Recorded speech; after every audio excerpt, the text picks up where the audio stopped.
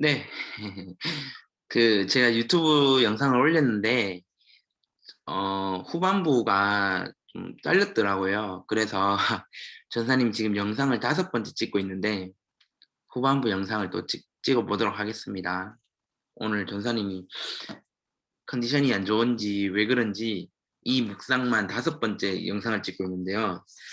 다시 한번 봅시다. 그래서 그 화면 공유하는 것까지 하고 이제 얘기가 갑자기 끝났더라고요. 그래서 화면 공유한 거를 지금 보여드릴게요. 큐티는 필수입니다. 네. 네. 다들 보이시나요? 예. 네.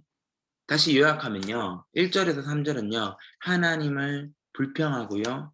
하나님이 우리를 버리시고 흩어버리시게 하신 분이시다라는 이야기를 합니다. 우리에게 분노를 막 퍼부었대요. 그리고 그러나 이제 우리에게 다시 마음 돌려주세요라는 이야기를 하는 겁니다. 주께서는 땅을 흔들고 갈라버리게 완전 지진처럼 그런 어려움을 우리에게 주셨는 분이다라는 이야기를 합니다. 3 절입니다. 주께서 주의 백성들에게 고통의 시간을 주셨다라고 다윗 기자는 이야기합니다. 그래서 다윗 왕이요 이렇게 말합니다. 하나님께서 우리에게 고통 주니까 우리가 어떤 사람 됐습니까? 바로 술 취한 사람들처럼 비틀비틀거리게 되었습니다라는 이야기를 고백하는 겁니다. 술 취한 사람들처럼 비틀거리게 되었습니다. 술 취한 사람처럼 비틀거렸다. 이 이야기를 하고 그다음부터는요. 4 절부터 12 절까지는요. 어떤 챕터 제목이죠? 하나님을 찾는 기도를 4 절부터 12 절까지 했다라는 것입니다. 4 절입니다. 그러나 주를 두려워하는 사람들을 위해서 깃발을 높이 올리셨습니다. 깃발은요. 적군의 화살에 아랑곳하지 않습니다. 벌럭벌럭거리게 됩니다.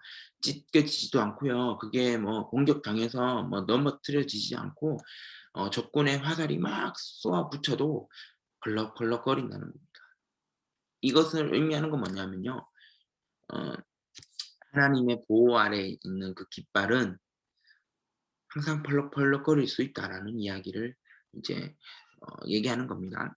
주의 오른손으로 우리 건져 주세요. 도와주세요. 5절 계속 얘기합니다. 사랑하는 그 백성들이 주님께서 구출해 주실 거라는 이야기를 하는 겁니다. 6 절입니다. 하나님께서 자신의 성전에 대해서 말씀하셨는데요. 이 말씀에 대한 부분은요. 어 8 절까지입니다. 그 6 절에서 8 절까지는요.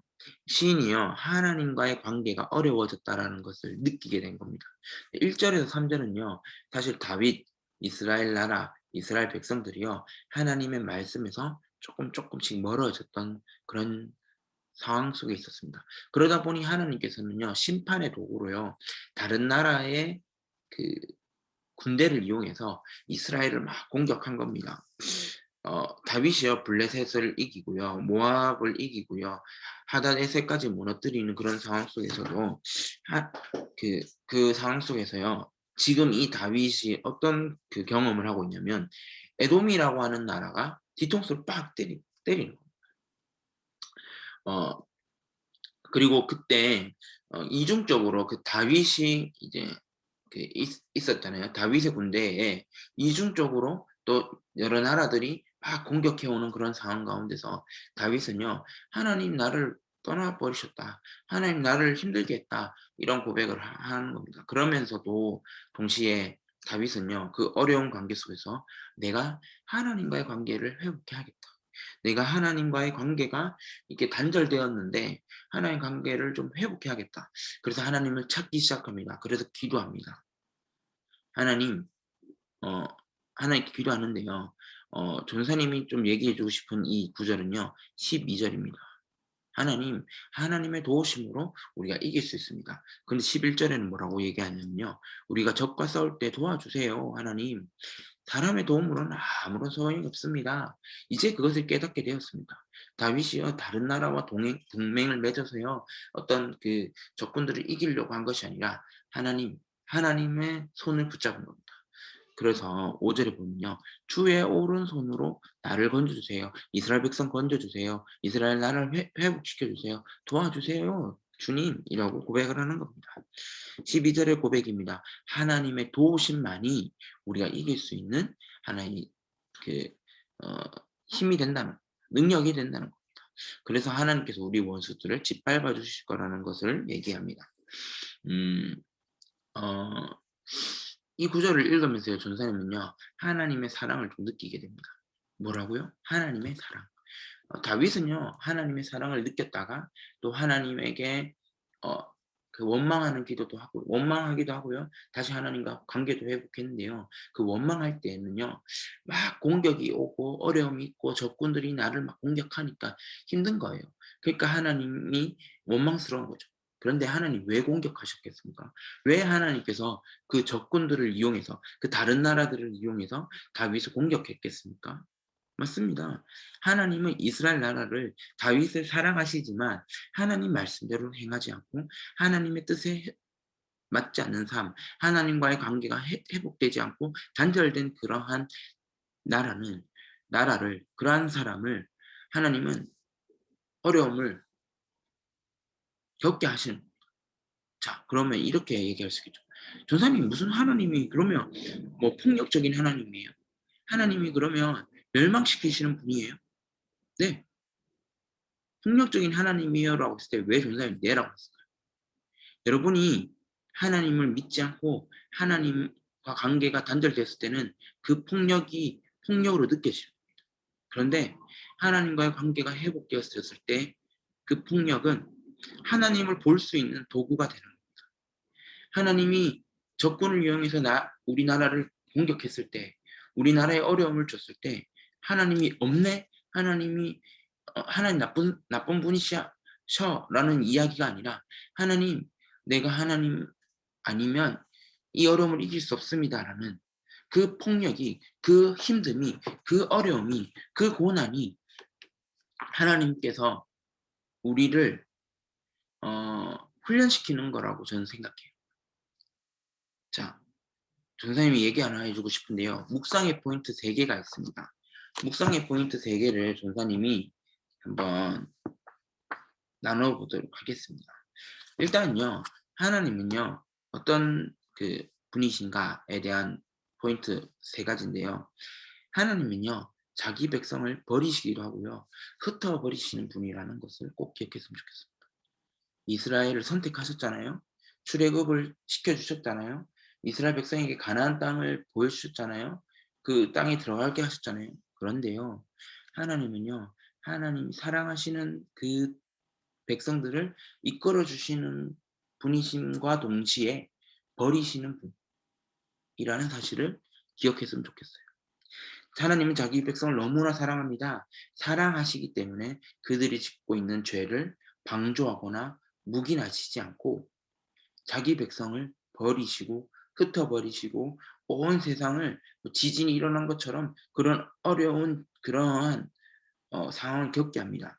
이스라엘이 폐허가 된 것처럼 느끼게 전쟁을 막 합니다. 전쟁이 막 쳐들어옵니다. 그러한 어려움을 하나님께서는 주시는 겁니다. 하나님은요, 이스라엘 백성을 버리시고 흩어버리셨습니다. 그때 다윗은, 그때의 이스라엘 백성은, 이스라엘 나라는 하나님 찾는 기도를 했다는 겁니다. 그때부터 회복되었던 겁니다. 멸망하지 않고 다시금 하나님과의 관계가 회복되는 것. 하나님은요, 무능력하신 분이 아닙니다. 하나님은 자기 백성을 사랑하시기 때문에 또 그 백성을 버리시기도 하고 흩어버리시는 분이시라는 것을 기억했으면 좋겠고요. 또 하나는요, 온 세상의 주인이 되시는 하나님을 기억했으면 좋겠는데요. 묵상해 보십시오. 여러분, 하나님이요, 이 창조의 세계에, 이 역사에 곳곳에 개입하시는 겁니다.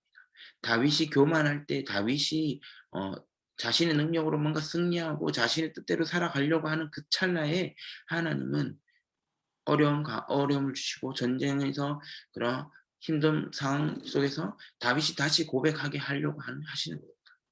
온 세상의 주인 되시는 그 하나님께서는요, 여전히 하나님께서는 창조주의 하나님이시기 때문에 이스라엘을 구원해 주시는 분이시기도 하지만 이스라엘 또 힘들게 하시는 분이라고 전에 아까 전에 누누이 얘기했잖아요.